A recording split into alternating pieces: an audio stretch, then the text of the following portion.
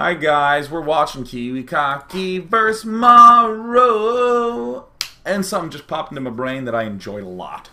So I was thinking, if we, someone mentioned immortal drops, which is something I've been seeing on some streams lately. I want to come back to here in the gameplay. Let's just freeze frame it. At this point in time, hell, I'll even back a little bit more up. Yeah, 10 minutes, yeah. At this point in the game, it's very reasonable for us to just be building sentries for defense and to be getting this robotics facility up so that way we can get immortals and observers. It seems very, very reasonable. Oh, I didn't even notice that part. Lols. But at this point in time, getting the second robotics facility up, again, great. We want to get our Colossus count up, that'll help. But why not build 2 immortals, get a warp prism, and with all these gates, we can actually go here and begin harassing our opponent in a way that's quite non-committal and still really strong. Unless he brings a lot of roaches back, he may be in trouble. Hell, we can even warp prism our way and do some damage with the sentries. And it's hard for our player to be able to respond to that.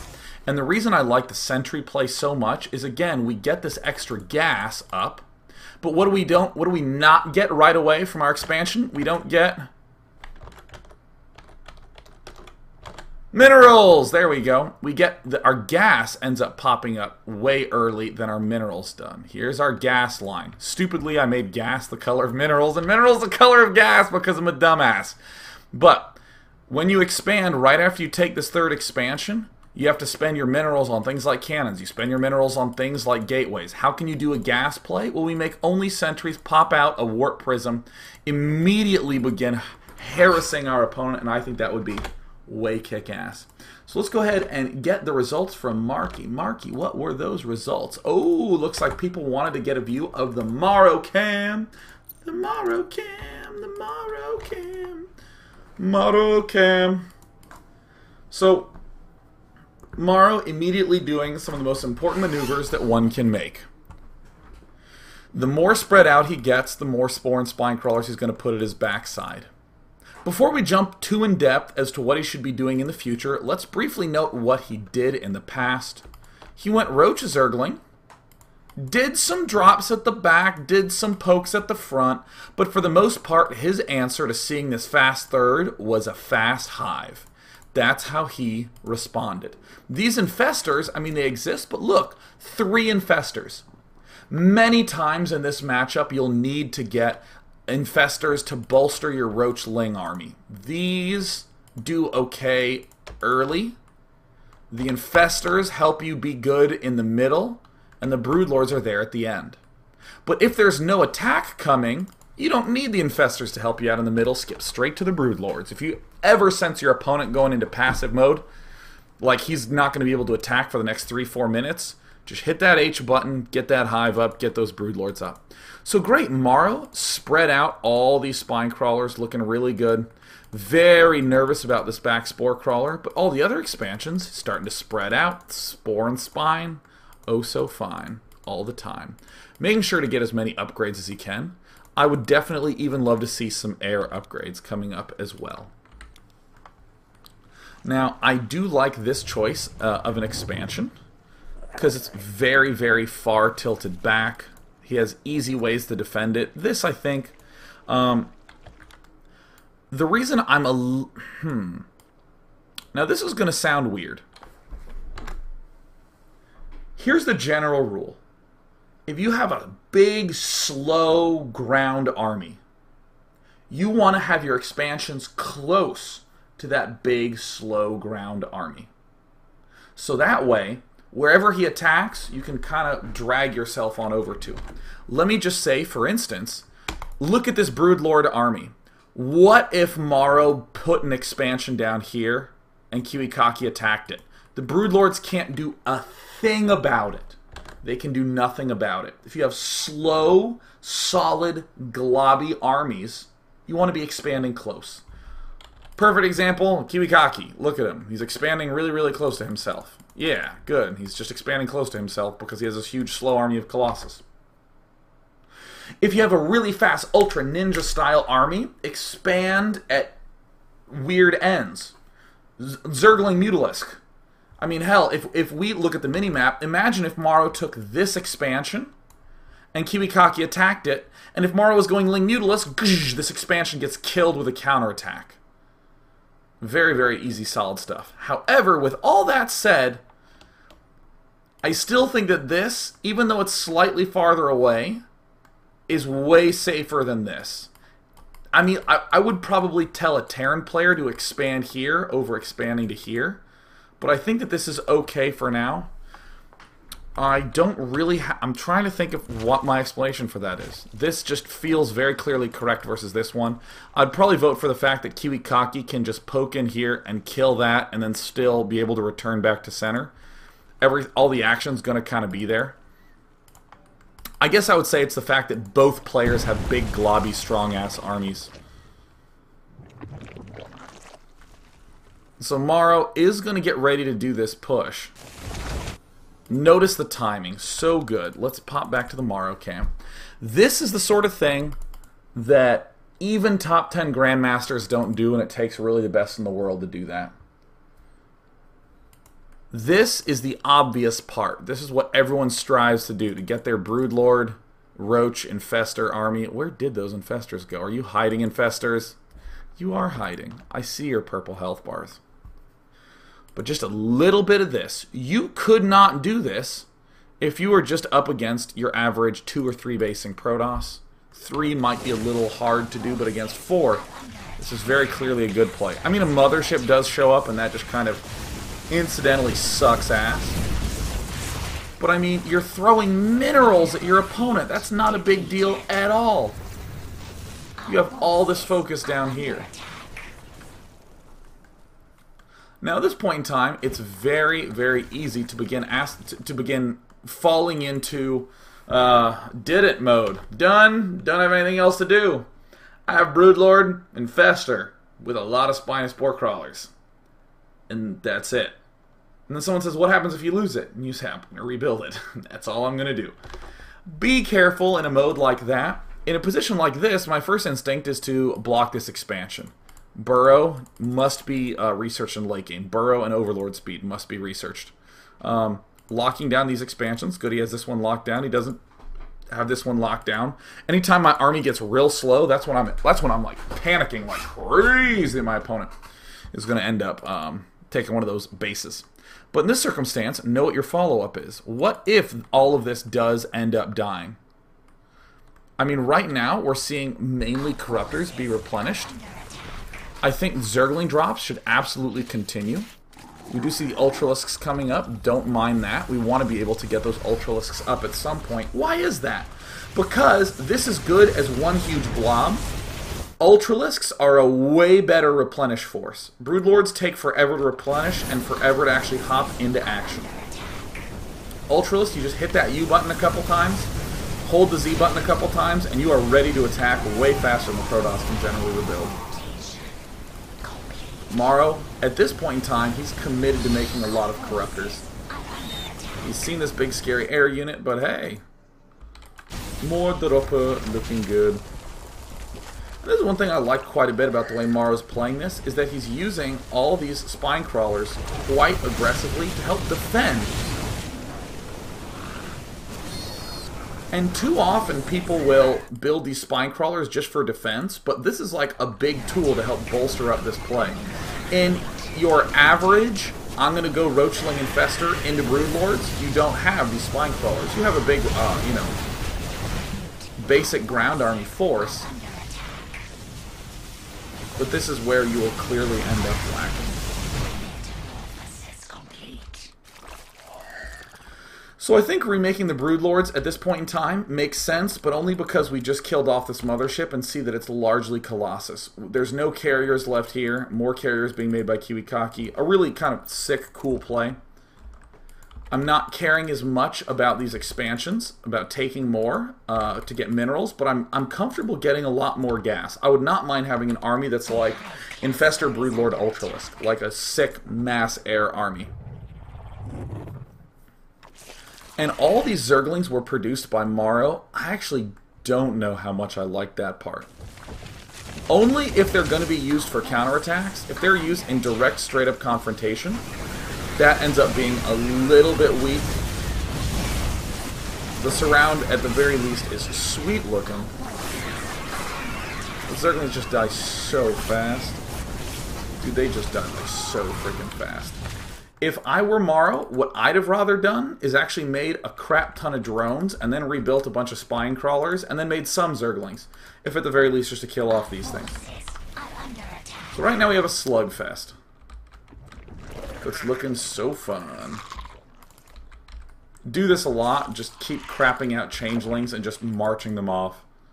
This is hilariously one of the best ways to get a good read on army positioning.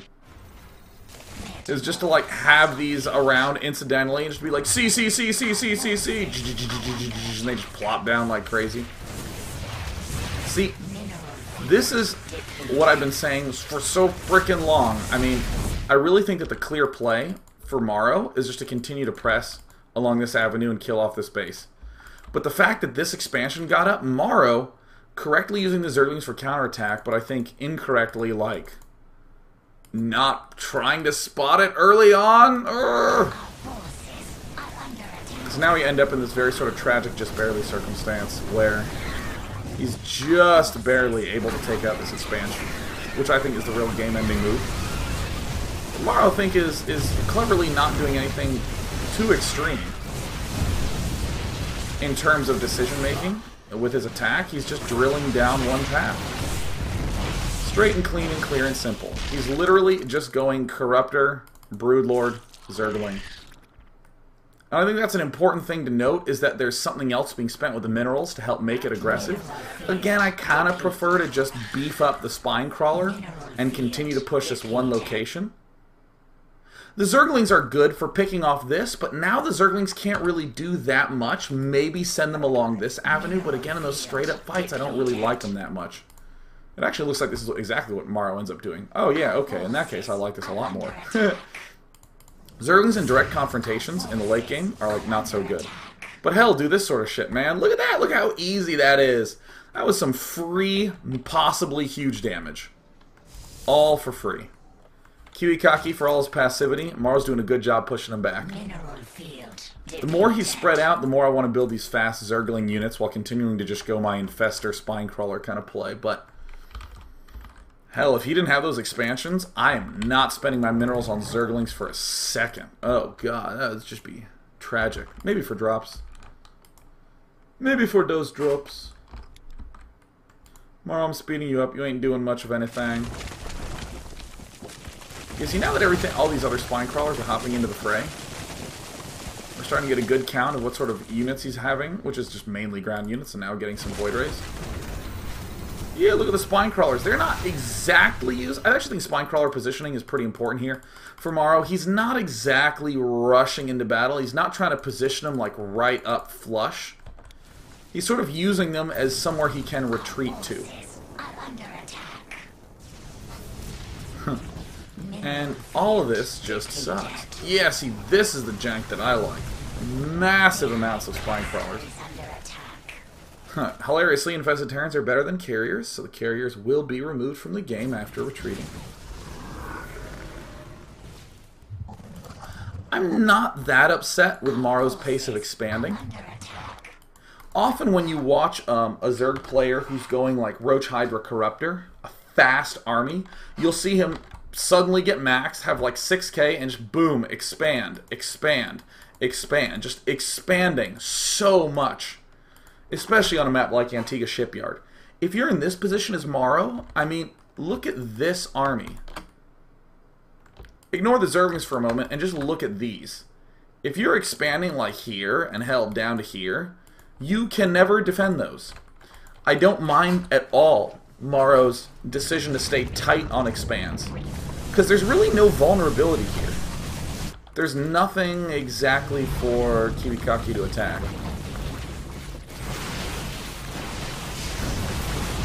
No, I think the game's pretty straightforward from here. Again, march off to doom. Why is that? Because, hell, we have to keep spotting.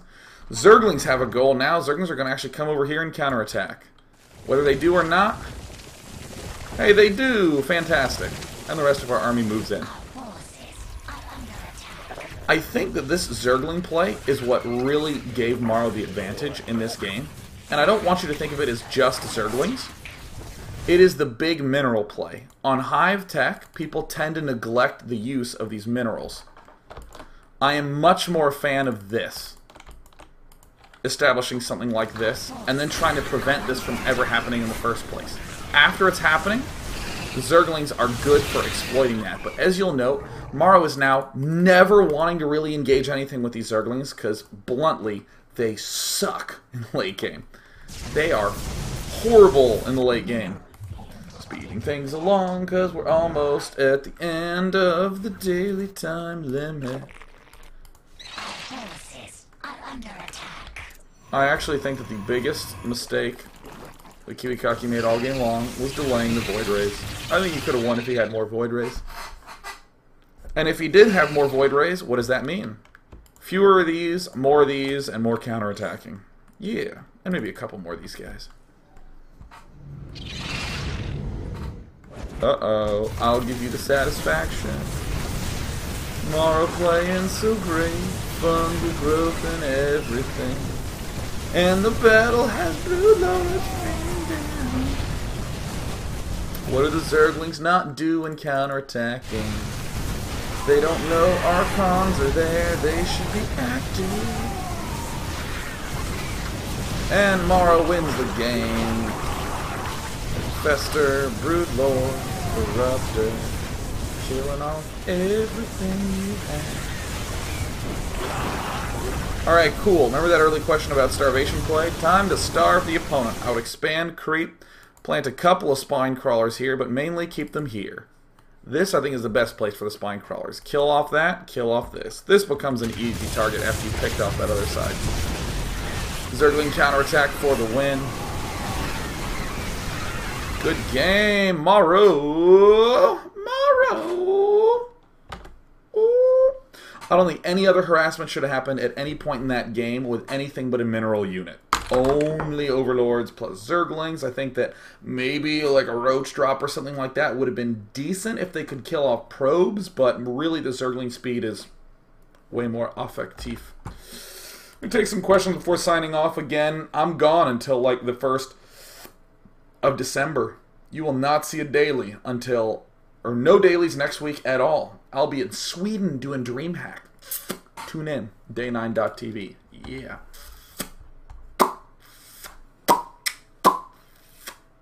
Let us Lord, Dear Day 9, why make Spine when the enemy has Mass Colossus?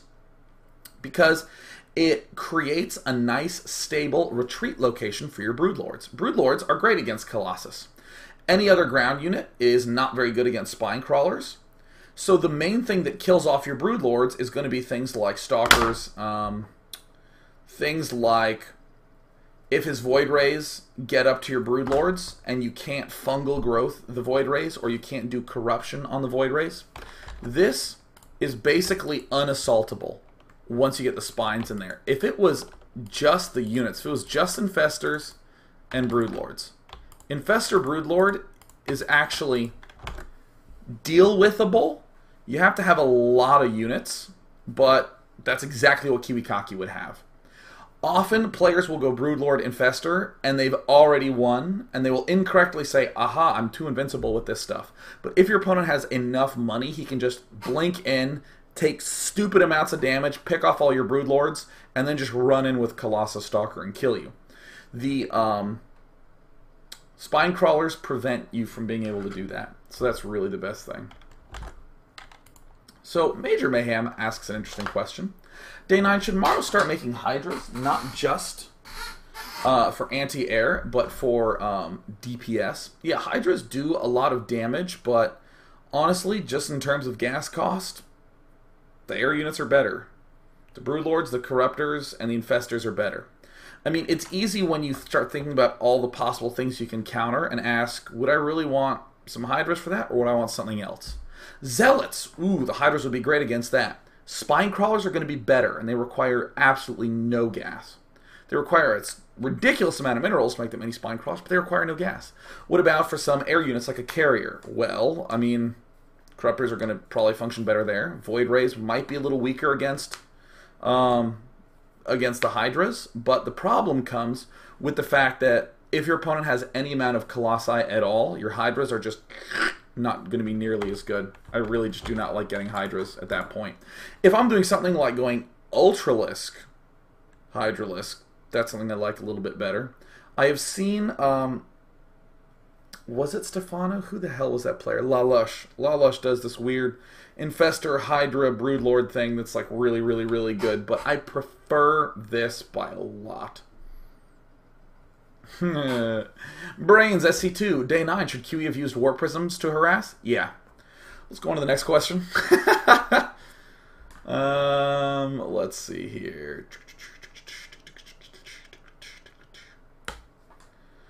So, Aston, I'm going to take this last question, as for some reason I have a toothbrush in my room. Aston SS says, Dear Day 9, if the Protoss decide to be more aggressive, or even decide to use drops, how should a Zerg respond in these situations? Well, let us come to the minimap. Yeah. Pause. Let's say right here, this is right when Protoss decide to start being aggressive. The big thing that Zerg is going to have to start doing is build more like spines and stuff like that. Suddenly, Zerglings become really important. But again, if my decision is between spending minerals on spines or spending minerals on Zerglings, I prefer the spines a bit. You can even get away with building like 8 roaches, and then you're in like pretty damn decent shape. Actually, hell, now that we're talking about Warp Prisms, I'm even more liking Maro's decision to make these sort of Zerglings and stuff like that. But the most important thing that I don't think we've seen here is expansion control. If Maro just managed these expansions properly, then the decisions become clear. If I'm getting harassed and harassed and harassed all over the place, and my opponent doesn't have this expansion up, I never need to do anything with these Broodlords in the slightest. If he is starting to harass me in all sorts of weird locations, then often you have to do weird things like come at an angle like this at this far left side and just try to pick off this expansion and then pull all the way back home. There has to be a lot of this move forward, move back sort of thing, because anytime someone's harassing, the rest of their army is going to be much, much weaker. You will have to spread some of your resources a little bit more thinly, but overall it ends up looking pretty similar. The big thing, though, is that pullback, doing a lot of retreating, if you're if you're under a lot of pressure from drops, if he's doing not much expanding. With expanding like this, and expand like this invites aggression. If he's dropping you here, it is has no influence on whether you can drop him here, on whether you can counterattack. You just have to have a good amount of focus, but the most important thing is that, come look at the Maro cam. There should be overlords in here. There should be a lot of overlords throughout here. This watchtower should be grabbed. Probably the most important resource for Zerg in the late game is vision. There's this weird thing that ends up happening where in mid-game you have like Roach Ling. So you just get all the vision that you want. Protoss can't do much about it because you just have faster units. So cool, you have map control and you can see whatever you want. In the late game, even though you have the slowest units ever, Broodlords, Corruptors, Queens, and Infestors, you still can get map control as Zerg because all your map control units are so easy to just whip around everywhere. And do it. Try to command control of that main map screen. And that is honestly one of the best counters to like literally almost anything your opponent will do that surprisingly few players have ended up doing. I mean, again, it's kind of endemic from the fact that Kiwikaki's just building one big damn army and then not really doing much harassment with it, because he can't, because it's not the way that army mix works. But I think in the future, when players start having a little bit more dynamic, a little bit more aggressive army mixes, that these sorts of plays from Maro, where he actually forgets to have vision at key points, will come back to hurt him. I don't want to go.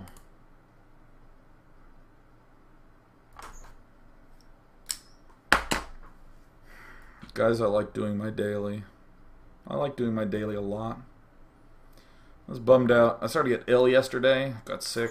So I just climbed in bed, and that turned out to be a great decision. I did a little bit of nip-napping right there. See, you can see Manfred. I was hanging out with that cute little bunny not long ago at all. Being unconscious. I may return to do so promptly. But until then, go out, be merry, and the big theme that I would like you to do is... Actually, here's the big call to action that I would love all of you to do for the next week and a half. And try to get your friends to do this. Hell, tell strangers on Battle.net to do this. I would love it if you did this. If this idea that I'm presenting to you spread as far and wide as possible, good. I want you to think of all the problems that you're encountering and all the, oh God, he's doing that sort of moments. And I want you to answer it with something that is not an attack. I know you will end up attacking at some point. I know harassments and all that sort of things are going to be really effective. But I would love if you saw an opponent do something and instead of said, man, I better attack then. If instead you expanded then. Or if instead you did some sort of huge tech play because you had the time to do it. That's what I want you to do. If instead of going, oh, he's expanding a lot of Zerg. Ooh, well, maybe I should try to do a huge push at his front. Do something like tech to sentry drops. Tech to a mothership. Expand twice. Tech to DTs and harass with them. Do anything except a big major frontal assault. I want that sort of problem solving. I'm tired. I'm going to lie down. Bye, guys. I'll see you at DreamHack. Watch MLG Providence. Watch DreamHack. And almost certainly tune in to NASL, where I'll be casting. Where, Sean? NASL. Bye, guys.